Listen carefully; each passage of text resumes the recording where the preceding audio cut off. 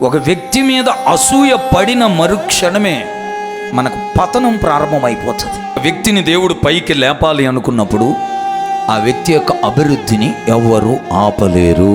హెచ్చింపు ఎవరి వలన కలగదు, దేవుని వలనే కలుగుతుంది. ఆయన ఒకరిని హెచ్చించును, ఒకరిని తగ్గించును. ఎవరిని హెచ్చిస్తాడు అంటే తను తగ్గించుకున్న వాడిని హెచ్చిస్తాడు.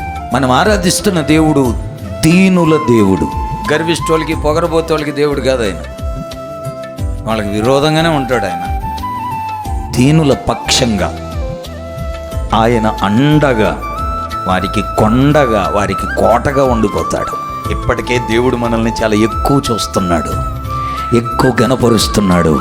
బతికి ఉంచడమే గొప్ప, కడుపు నిండా అన్నం పెట్టడమే గొప్ప, ఒంటి నిండా ఆరోగ్యం ఉంచడమే గొప్ప, పెద్ద పెద్ద బిల్డింగ్ లేకపోయినా పూరి పాకలో ఉండడమే గొప్ప, పాకలో ఉండడమే గొప్ప.